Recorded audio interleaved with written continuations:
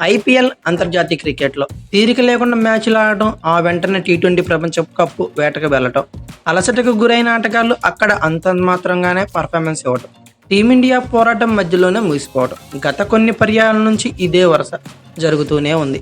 అయితే ఈసారి కూడా అదే కథ పునరావృతం అవుతుందా అనే సందేహాలు అయితే అప్పుడే వ్యక్తమవుతున్నాయి.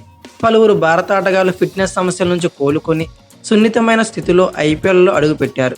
విరామం లేకుండా మ్యాచ్లు ఆడేస్తున్నారు. విదేశీ ఆటగాళ్లు మాత్రం ప్రపంచ కప్ ప్రాధాన్యమిస్తూ ఐపీఎల్కు దూరం అవుతుంటే, మన వాళ్ళు మాత్రం ఆ ప్రాధాన్యత మ్యాచ్ల్లోనూ కొనసాగుతూ భారం పెంచుకోవడంతో పాటు ఆందోళన కూడా రేకెత్తిస్తున్నారు. వెస్టిండీస్, అమెరికా ఉమ్మడిగా ఆతిథ్యమిస్తున్న టీ20 ప్రపంచ కప్ జూన్ 2న ప్రారంభమవుతున్న సంగతి అందరికీ తెలిసిందే. కేవలం వారం ముందే ఐపీఎల్ ముగియనుంది. ఐపీఎల్లో ఎంత ఒత్తిడి ఉంటుందో తెలిసిందే. పెద్దగా విరామం, విశ్రాంతి లేకుండా 50 రోజుల పాటు మ్యాచ్లు ఆడితే ఆటగాళ్లు ఎంత అలసటకు గురవుతారనేది తెలుస్తుంది.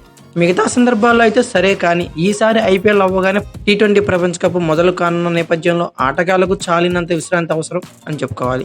కానీ ఐపీఎల్లో భారత్ స్టార్లు ఎవ్వరికీ విశ్రాంతి అన్న మాటే లేదు. వరుసగా మ్యాచ్లు ఆడేస్తున్నారు. ఆస్ట్రేలియా, ఇంగ్లాండ్, న్యూజిలాండ్, దక్షిణాఫ్రికా జట్లకు చెందిన ఆటగాళ్లు ఐపీఎల్ చివరి దశలో అందుబాటులో ఉండట్లేదు.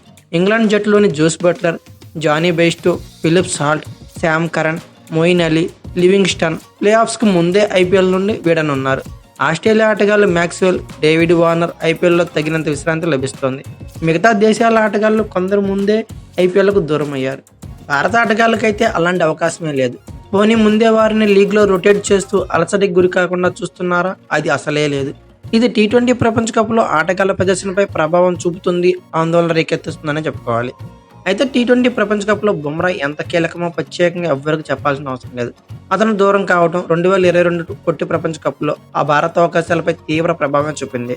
చానాళ్లుగా టీ20లు ఆడని షమి, భువనేశ్వర్ కుమార్ల జట్టులోకి ఎంపిక చేయాల్సి వచ్చింది. బుమ్రా శరీరం ఎంత సున్నితమో అంతకు ముందే చూశాం. ఈ నేపథ్యంలో ఈసారి ఇతన్ని ప్రపంచ కప్ ముంగిట జాగ్రత్తగా చూసుకోవాల్సిన అవసరం ఎంతైనా ఉంది. కానీ ముంబైకి ప్లే ఆఫ్ అవకాశాలు లేకపోయినా అతన్ని తుది జట్టులో కొనసాగిస్తున్నారు.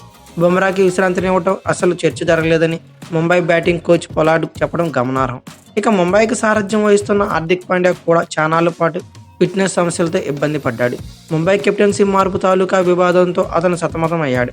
కానీ వరుసగా మ్యాచ్లు ఆడుతున్నాడు. ఫిట్నెస్ పై సందేహాలు ఉన్నప్పటికీ బౌలింగ్ చేస్తున్నాడు. ఇదే జట్టులో రోహిత్ శర్మ కూడా వరుసగా మ్యాచ్లు ఆడేస్తున్నాడు.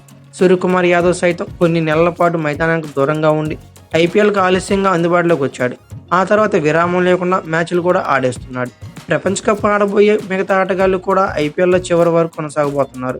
మరి వీళ్ళంతా తీవ్ర ఒత్తిడితో కూడిన ఐపీఎల్లో వరుసగా మ్యాచ్లు ఆడుతూ రోజు ప్రయాణాలు చేస్తూ తీవ్ర అలసటకు గురయ్యాక వారం తిరగకుండానే వెస్టిండీస్, అమెరికా వెళ్లి పొట్టి ప్రపంచ కప్లో పూర్తిస్థాయి ప్రదర్శన చేయగలరా అన్నది గట్టిగా ప్రశ్నగా మారిపోయింది. అయితే బుమ్రాకి విశ్రాంతినిచ్చే విషయం ఎలాంటి చర్చ జరగలేదు. ఏం జరుగుతుందో చూద్దాం. ఆటగాళ్లు ఐపీఎల్ పూర్తిగా ఆడేందుకు ఇక్కడికి వచ్చారు. కొన్నిసార్లు చాలా ముందుకు వెళ్ళి ప్రపంచ కప్ లాంటి టోర్నీల గురించి ఆలోచిస్తాం. ముందు ఐపీఎల్ పూర్తి కానివ్వండి, తర్వాత బుమ్రా భారత జట్టులోకి వెళ్తాడు. అక్కడ తన విశ్రాంతి గురించి ఆలోచిస్తారు. ఈ ఐపీఎల్లో రోహిత్ శర్మ తన ప్రదర్శన పట్ల నిరాశ చెంది ఉంటాడు. అయితే ఈ ఐపీఎల్ సీజన్ అతను బాగానే ఆరంభించాడు, కానీ తర్వాత గాడి తప్పాడు.